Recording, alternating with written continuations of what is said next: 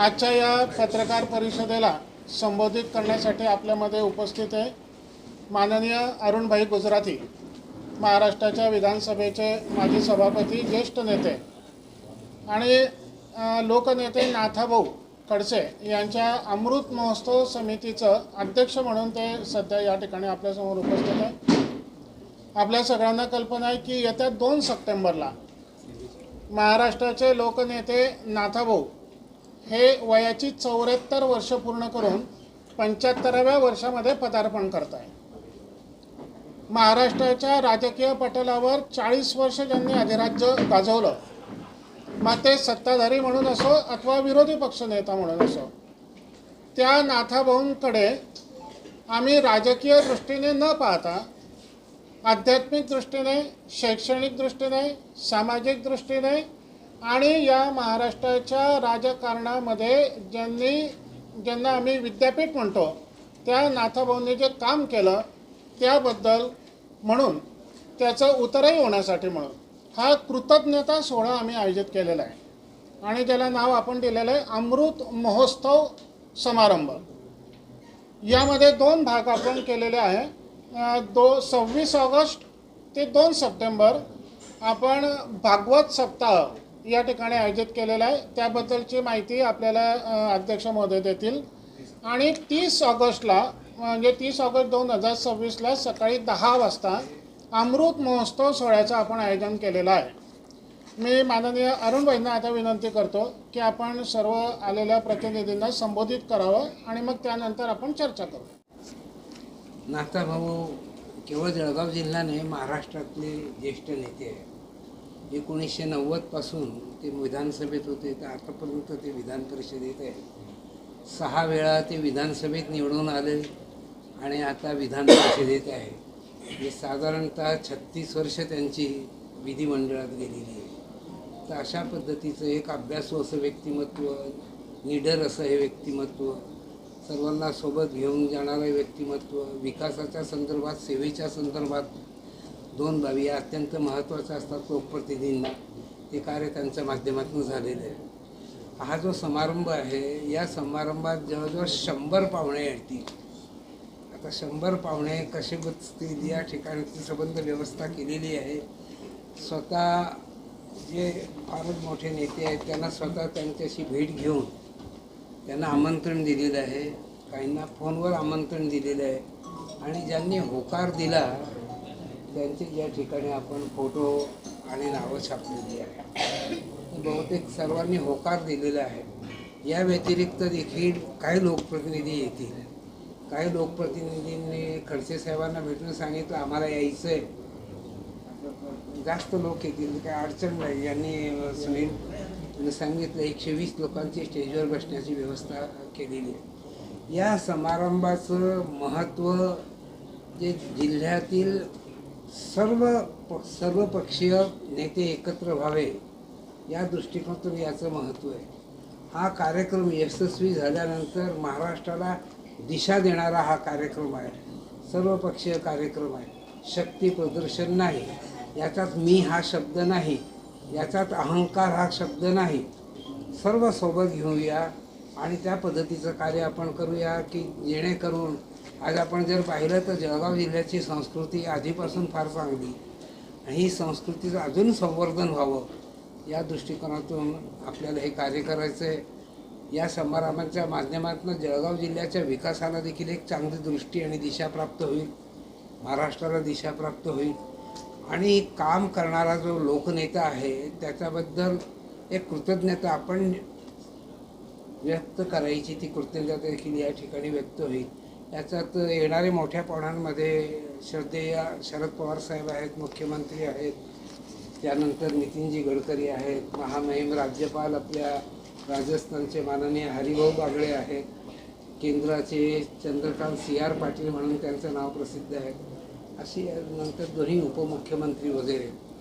तर एक चांगला असा हा कार्यक्रम होईल, देखणा असा कार्यक्रम होईल, दिशा देणारा असा कार्यक्रम होईल। या संदर्भात आम्हाला खात्री वाटते आपल्या सर्वांचं सहकार्य आम्ही अपेक्षित करतो। महत्त्वाच्या गोष्टी याच्यामध्ये आहेत की आपण या ठिकाणी 60 बाय 80 एवढं फुटाचं 120 लोक बसतील असं व्यासपीठ त्या ठिकाणी तयार केलेलं आहे। बॅकड्रॉपला जो आहे त्या ठिकाणी LED वॉल आहे मोठ्या प्रमाणामध्ये। साधारणतः समोर आपण पाऊस येईल असं गृहीत धरून वॉटरप्रूफ मंडपाची व्यवस्था केलेली आहे। डोम उभे करतोय आपण आणि साधारणतः त्या ठिकाणी आपण 5 ते 6 हजार लोक खुर्च्यांवर नीट व्यवस्थितपणाने बसू शकतील अशा प्रकारची रचना त्या ठिकाणी केलेली आहे। पिण्याच्या पाण्याची व्यवस्था प्रत्येक नागरिकापर्यंत आलेल्या सभा ऐकणाऱ्यांपर्यंत पोहोचावी म्हणून याची आपण प्लॅनिंग केलेली आहे। मागे बसलेल्या नागरिकांना सुद्धा ही सभा नीट पाहता यावी म्हणून 2-3 ठिकाणी आपण LED वॉल उभ्या केलेल्या आहे की जेणेकरून त्याचाही त्यांना नीट लाभ घेता येईल। याच्यामध्ये महत्त्वाचा विशेष असं आहे की आपण महाप्रसादाची व्यवस्था केलेली आहे। म्हणजे आलेल्या सगळ्या जे नागरिक आहेत त्यांच्यासाठी भोजनाची व्यवस्था केलेली आहे। विशेष करून जो भागवत सप्ताह आहे म्हणजे भागवत सप्ताह 26 ऑगस्टपासून तर 2 सप्टेंबरपर्यंत आहे।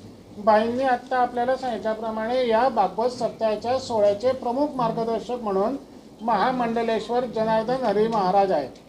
त्यांच्या मार्गदर्शनाखाली हा भागवत सप्ताह सोहळा या ठिकाणी पूर्णपणे होणार आहे। याचं 2 वैशिष्ट्य असे आहे की या श्रीमद भागवत कथा सप्ताहामध्ये खगेंद्र शास्त्री महाराज जे शहाद्याचे आहे हे मुख्य कथाकार आहे, वाचक आहे, ते या ठिकाणी कथा वाचणार आहे। आणि दुसरं महत्त्वाचं की नाथाभाऊंच्या पाठीमागे कायमस्वरूपी आशीर्वाद असलेल्या आदिशक्ती संत मुक्ताबाई आहेत। तर या संत मुक्ताबाईंच्या चरित्राचं वाचन करण्यासाठी म्हणून ह.व.प. खोले महाराज जे श्री क्षेत्र मुक्ताई नगर इथले आहेत तर त्यांचं या ठिकाणी मुक्ताई चरित्राचं वाचन होणार आहे। सकाळी 4 वाजेपासून काकडा आरती सुरू होईल तर रात्री 10 वाजेला कीर्तन संपेल असं दिवसभराचं नियोजन त्या ठिकाणी आहे।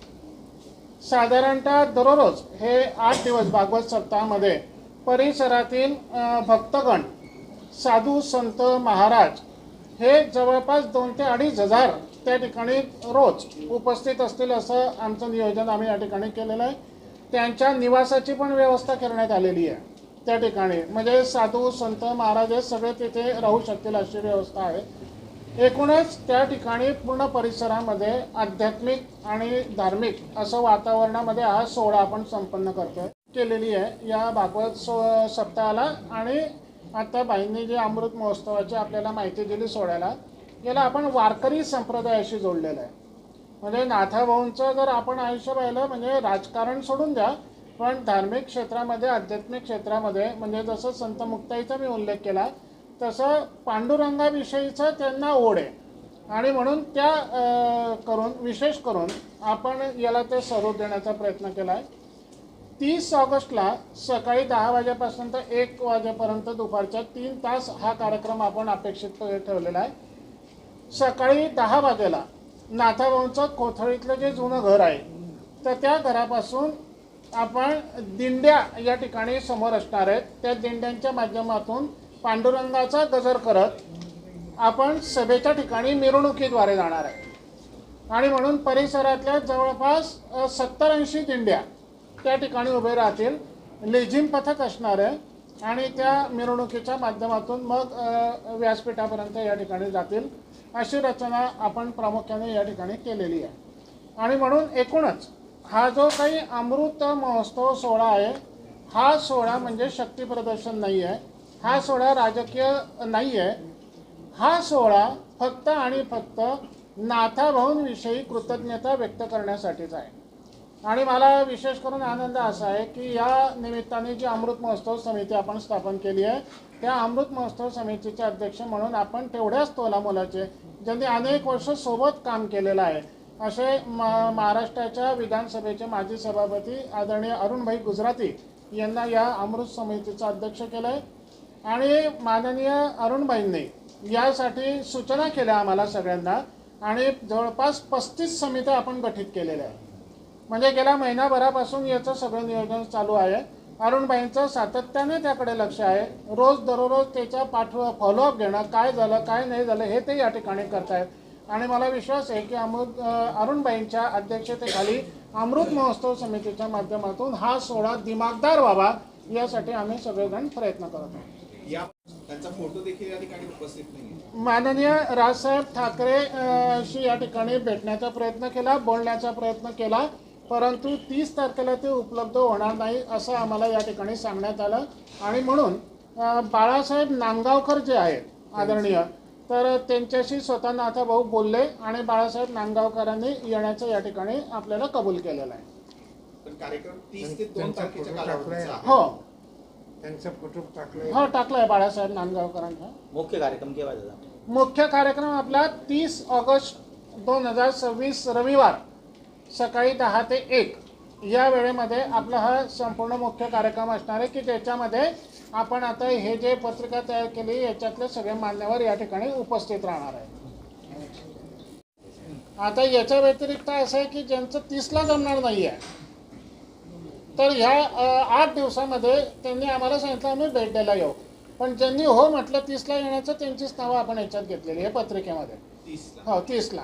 आता याच्या व्यतिरिक्त जे नेते याच्यामध्ये नाही आहे ते नेत्यांनी आम्हाला सांगितलं की आम्ही 8 दिवसात भागवत सप्ताहाच्या निमित्ताने का होईना पण आम्ही भेट देऊ, आदरणीय नाथाभाऊंचं अभिष्टचिंतन करू असं त्यांनी आपल्याला सांगितलं. आता त्यांचं कन्फर्मेशन जसं येतील तसं आपल्याला त्या ठिकाणी माहिती दिली जाईल.